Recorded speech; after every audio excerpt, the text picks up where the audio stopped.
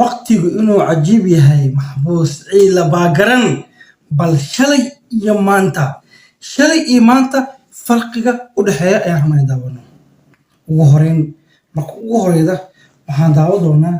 shalay iyo maanta in waqtigu cajiib yahay maxbuus ciila baagaran qiimo cod ku leeyahay sabul ciila baagaran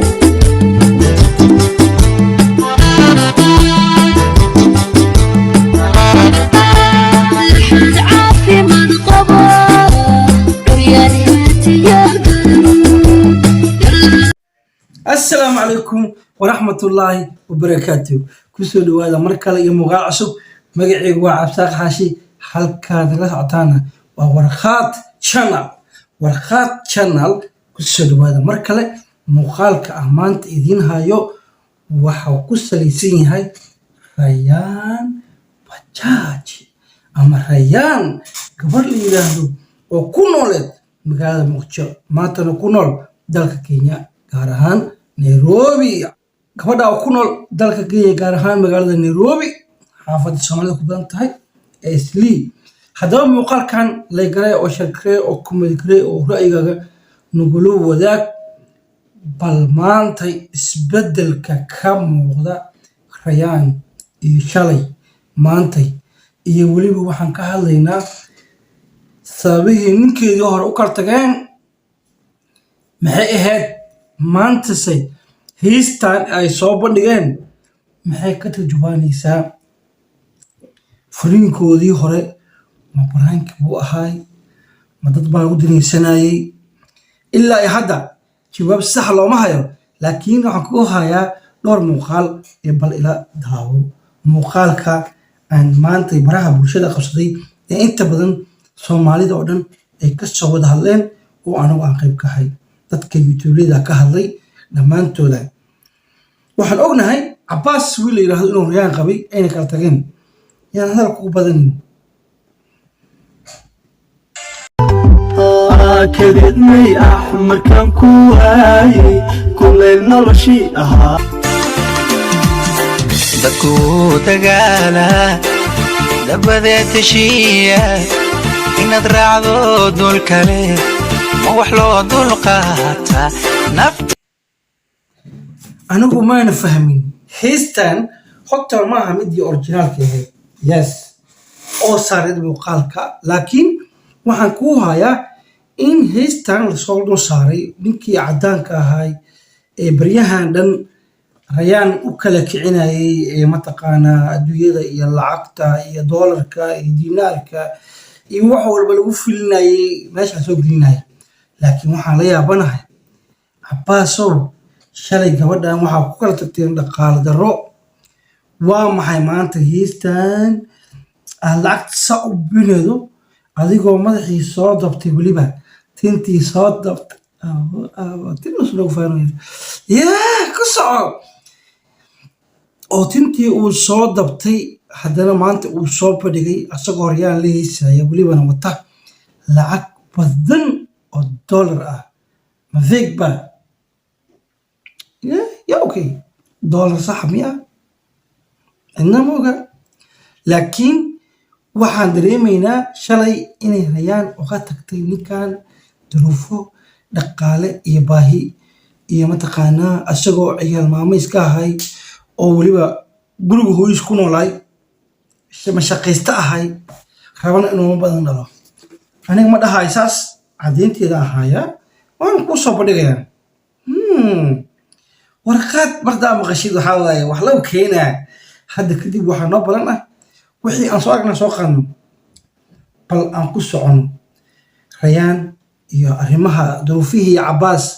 iyo iyada kala waday iyo xilligaas muuqaalkiisa wali sidoo ahay oo loo og yahay iyo maanta ay kala duwan yihiin maanta wuxuu u muuqdaa in soo dhisay soo taagay gabadhaani waxay soo qortay abaareerkaaga u burburin lacag darteed okay waxaan rabaa inaan ka jahad bixi wax yar مثلا oo kale qof aad isguursateen nolosha isku fahanteen qofkaasayto inuu waxba haysanin waad ogtahay waad u dulqaadanaysaa qofka hadduusan isbedelaynin uu shaqaysanaynin oo inuu wax qabsado rabin oo lacag dhanba qalbigiisa ku jirin adigana da caruurtaada la dhalaya baa future u baahan waxbarasho u baahan yihiin nolol u baahan yihiin xabiibtii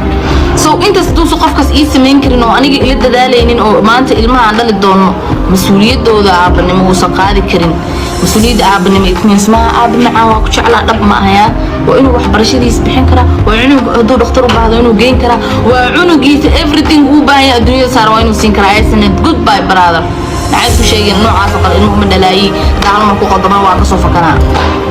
أرتو مرة مركو قدما مركو وعكسوا قدما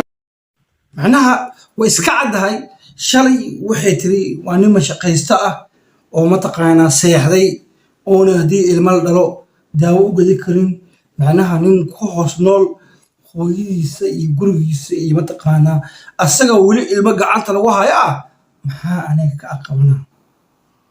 taas kala fiiri gabadha xaqi u leedahay laakiin maantay maxaa isbedelay ninkii mashaqo helay ninkii mashaqaystay ninkii miyaanee cusub noqday ma ninkii aan ahayn ninkii shalay aa uga tagtay ظروفها دقالة يقول والد إنه يكون لهاي نين إسكجيف إنه لهاي نين كيمياء برالويو هو ده كعي يس قالوا بها يا عدين تاس حدا بقى عباس سيدا جيب كيسة كم وقتا أما أي كم وقتا مركان إنه هيستو لعق بدن أو متقانا أو تصايا ريان إنه يثن وسنهين عباس كإتقاني لكن هي عباس صبو يس اي عرو بدنا باشي كفريا نير هدو مر باشي كفري تو حاوي ابو صلى الله والله صعبنا اوغا تاس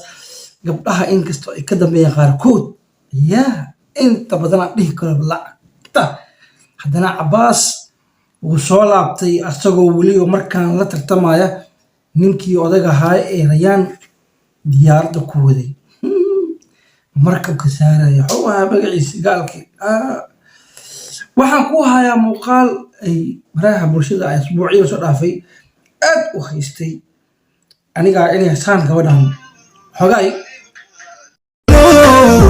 anigu ku haleeli maayo halkaan ku socdaan dhaweyni adigu falkii harimadayda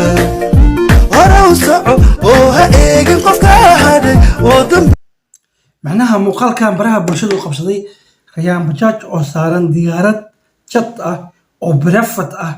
مفينا الهدوء واي مهيسا لو قاداي أنو إلى هذا مكان صار كرو لكن وحن دريما يا إن ديارات قاس أي هد